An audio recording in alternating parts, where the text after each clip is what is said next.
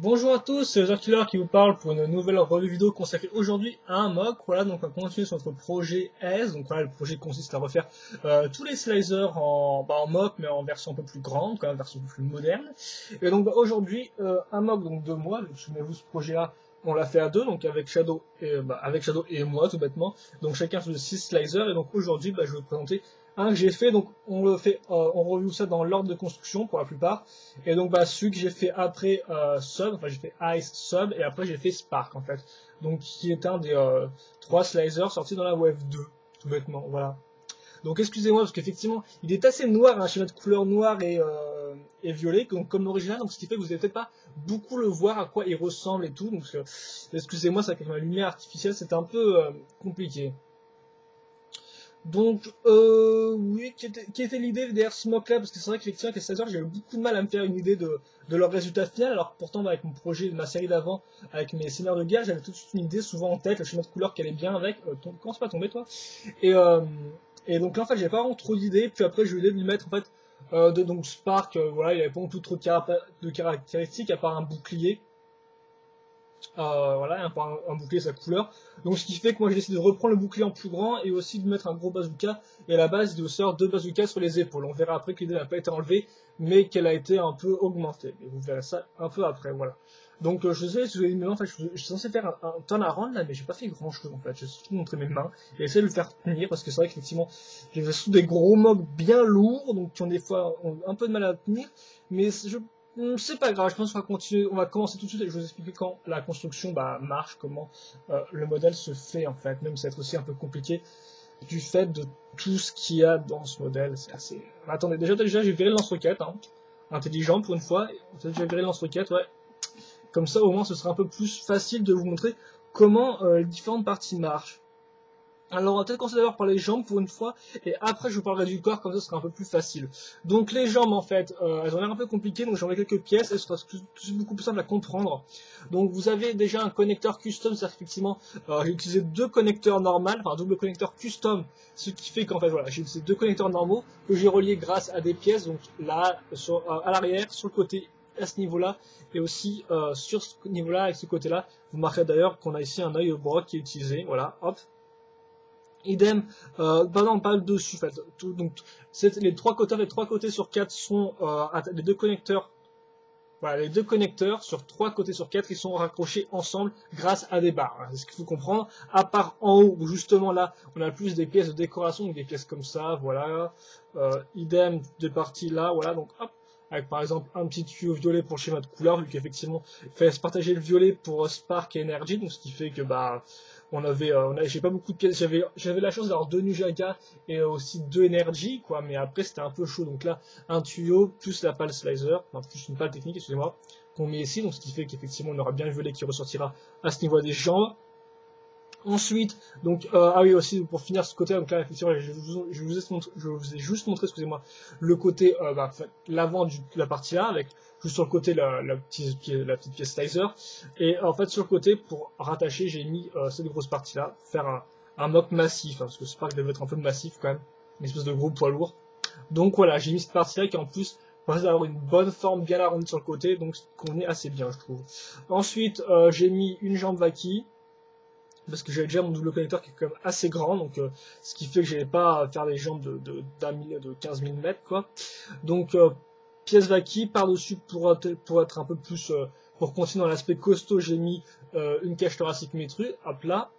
Et enfin ici, donc pour continuer sur l'aspect costaud, donc connecteur bien sûr, et puis là l'assemblage des 2 pieds Nika, c'est classique, hein, je vous ai déjà montré dans avec mes seigneurs de guerre, et bien sûr qui n'est pas de moi, hein, a été trouvé par quelqu'un d'autre sur Brickshelf, et bon je l'ai réutilisé. Ce qui fait que vous avez un pied nickel avant et les rattachés. Et il y en a un qui est en bas qui est rattaché grâce à ces pièces-là. Voilà, vous pouvez voir sur le côté un peu.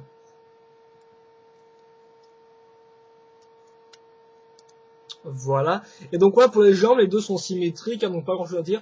Donc ouais, tout ce qu'il faut retenir rapidement, c'est que le double connecteur est avant tout custom, qu'il est rattaché sur 3 côtés par des barres, et sur le devant, qui n'est pas accroché par des barres, vous avez des pièces un peu pour décorer, voilà, et sur le côté, on utilisera des pièces comme ça. Et d'autres pièces pour faire costaud sur les pieds et sur cette partie-là, donc sur les jambes. Donc voilà pour ça. Ensuite, donc ces deux jambes sont reliées à un connecteur, enfin à un bassin Vaki, hop, que vous pouvez voir ici assez clairement, hop, voilà, avec les trois trous. Ensuite, il faudra noter que comment marche le corps, parce qu'effectivement, à partir de ça, je vais faire un corps. Donc voilà, comme ça doit être assez bon. Je n'ai plus qu'à normalement enlever une partie sur le côté. Et normalement, tout devrait être complet pour montrer comment ça marche, en fait, comment le corps marche. Donc, on va partir d'un... Toi, tu vas vite partir, je pense aussi. Voilà, le bouclier qui est quand même aussi assez grand, et Thomas m'a fait une technique donc pour que le bouclier puisse tourner en différentes positions, et donc ça bouge un peu trop selon moi. Et j'ai un peu mal aussi à comprendre comment marcher les positions, mais bon, on verra ça plus tard. Donc oui, donc là vous avez un bassin Vaki à ce niveau-là, hop là, par-dessus, donc j'ai raccroché une petite pièce et une pièce ici de slicer, donc pour avoir un peu plus de violet à l'ensemble, aussi pour avoir une forme qui descendait en V, tout bêtement, d'avoir une forme toute carrée. Vous noterez effectivement qu'au-dessus, j'ai réutilisé hop là, un core slicer, en fait, le core slicer qui lui-même est raccroché.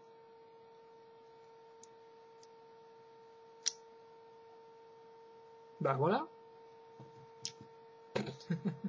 Excusez-moi, c'est vrai qu'effectivement, avec mes revues françaises, j'expérimente un peu avant de faire l'anglaise, donc voilà. Donc c'est-à-dire qu'effectivement, donc cette partie-là, vous allez avoir donc le bassin Vaki, une petite pièce décorative, voilà, on passe là-dessus, et ensuite vous allez avoir le corps de slicer. Bon là, il a l'air de voler un peu parce qu'effectivement il est raccroché grâce à deux parties. Donc là vous noterez bien sûr, vous avez deux pièces en croix, là vous noterez aussi la pièce ici, donc qui servira avant tout à remplir le vide.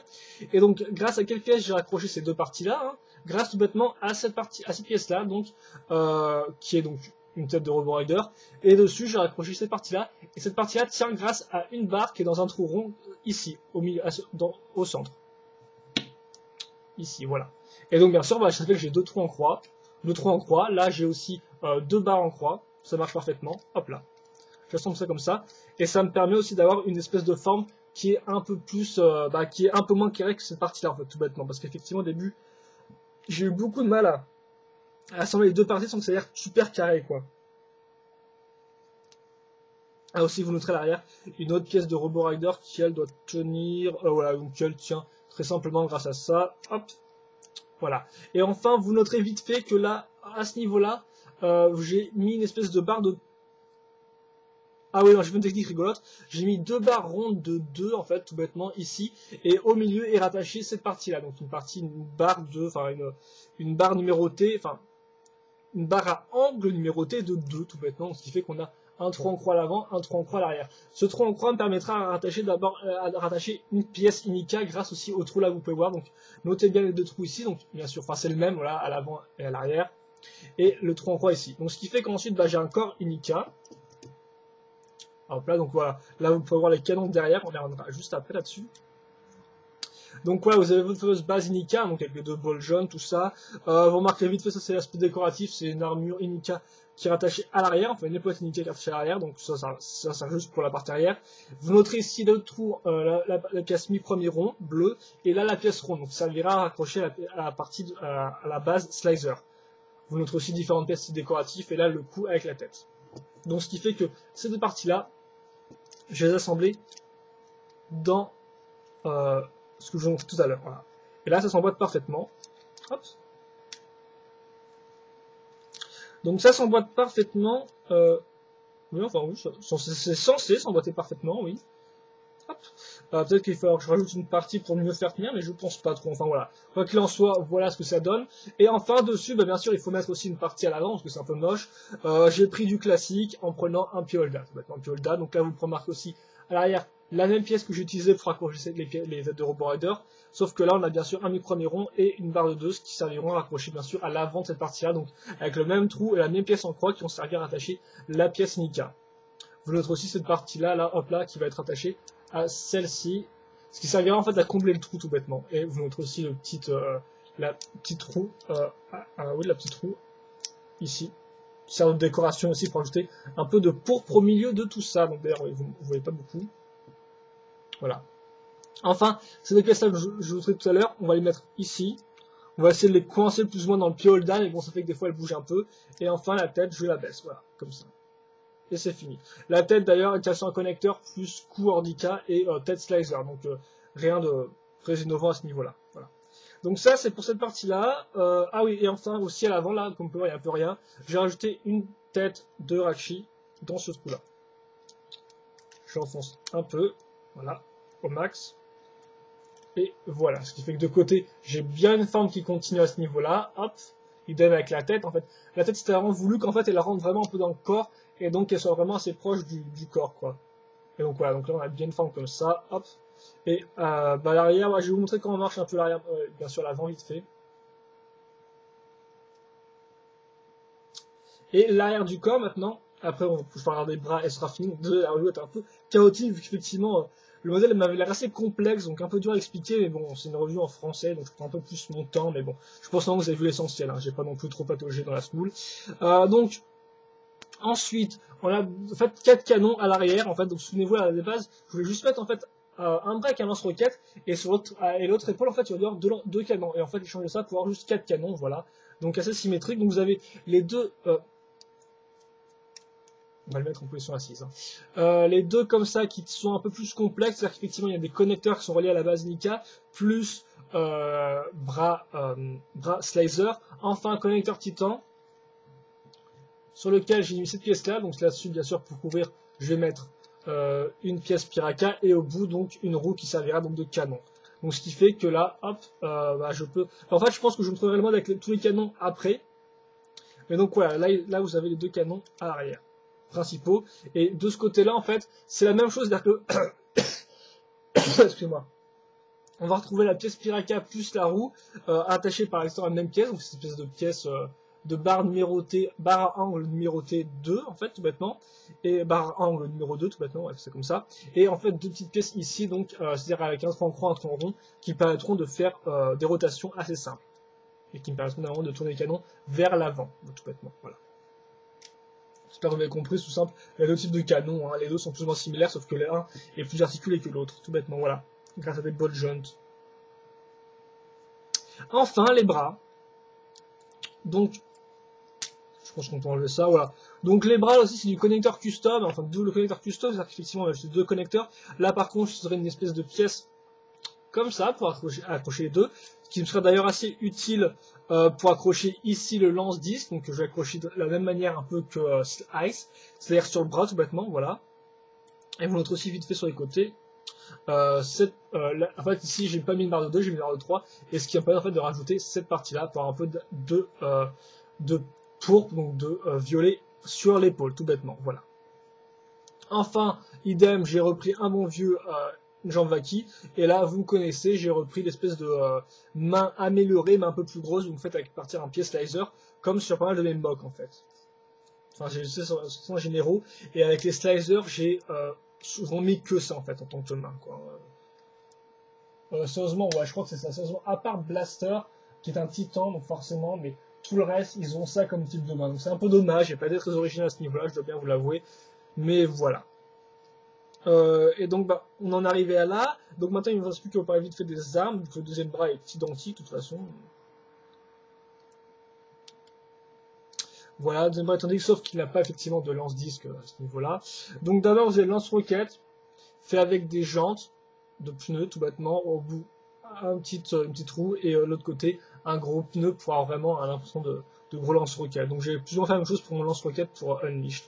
Et là vous avez marqué la petite croix en fait, la petite pièce en T qui permet pile de faire passer le tronc croix. Et donc voilà, le lance-roquette est fait. Enfin, le bouclier. Donc attendez, parce que là, il faut que je comprenne comment il a mis ça. Donc je pense que ça se met comme ça. Oh, mon Dieu, mais qu'est-ce que tu m'as fait, Thomas? Donc attendez, hein, je vais trouver. Ah voilà, c'est bon. C'est juste moi qui tapais un délire alors qu'en fait le bouclier était bien. Donc ouais, le bouclier c'est assez simple.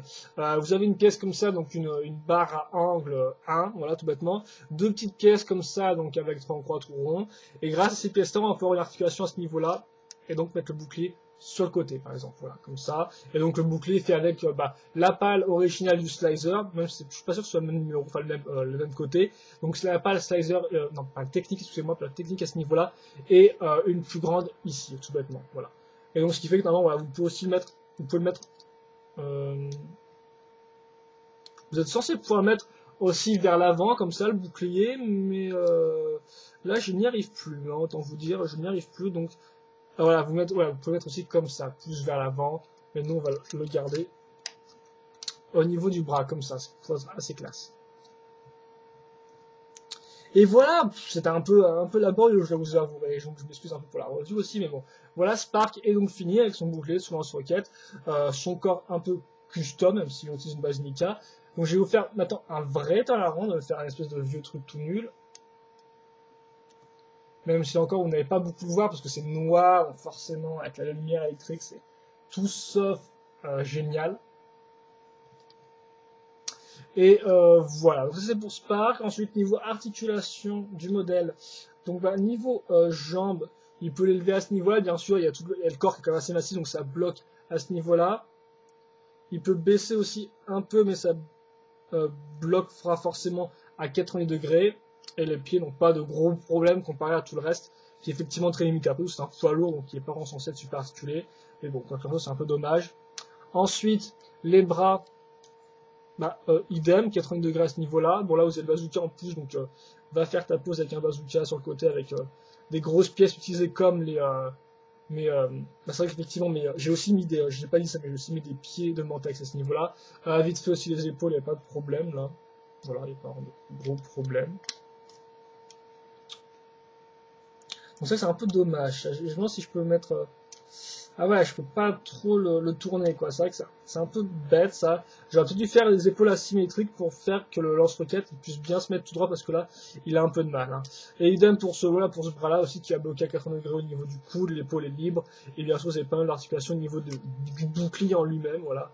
Mais on va le laisser comme ça pour l'instant. La tête peut regarder en haut, sur les côtés, et bien sûr en bas, même s'il est censé rester en bas, vraiment accroché à ce niveau, tout bêtement, voilà.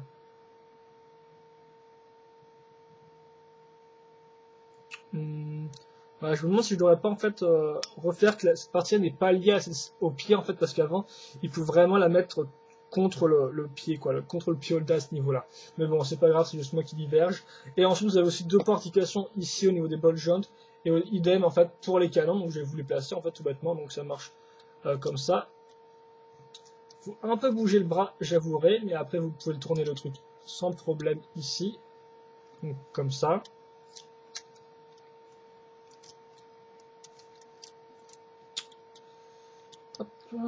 À ce niveau.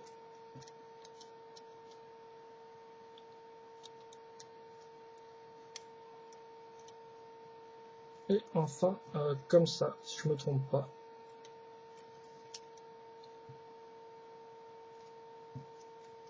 En fait, ça dépend, vous pouvez les mettre dans différentes positions, quoi. Donc, vous pouvez les mettre, par exemple, on pourra les mettre, enfin, pour la review, là, on va les mettre comme ça, en fait. On va les mettre. Enfin, vous ne voyez strictement rien, je parle dans le vent, c'est génial. On va les mettre comme ça, voilà.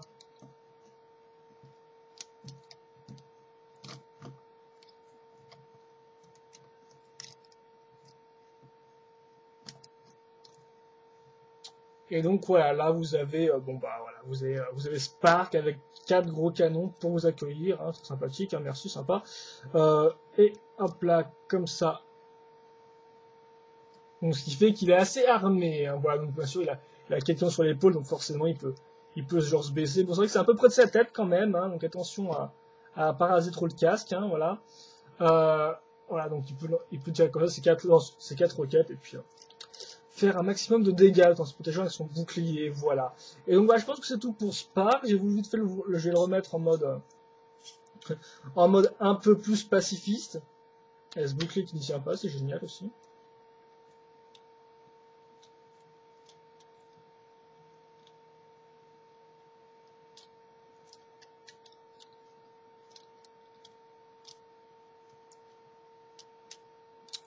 Hop, et voilà, je pense que ce sera bon. Normalement, ce bouclier, c'est un peu la misère. Je me demande si je vais pas faire un truc simple qui ne tourne pas comme ça. Quoique lui s'adapte vraiment au bras, donc c'est vrai que c'est sympathique vu que le truc s'adapte vraiment au bras. Mais bon. Et donc voilà, c'était ma review de Spark. Donc j'espère que vous l'aurez apprécié, même si elle était un peu confuse, hein, vu qu'il est un peu compliqué à expliquer, que j'avais pas. Quand j'ai vu ça avant la review, je me suis dit ok, tu feras en improvisation. Et j'aurais peut-être pas lu. Mais donc voilà. Donc c'était la Mispar, quoi. Donc un gros balèze, noir et pourpre de la deuxième vague, donc. Voilà.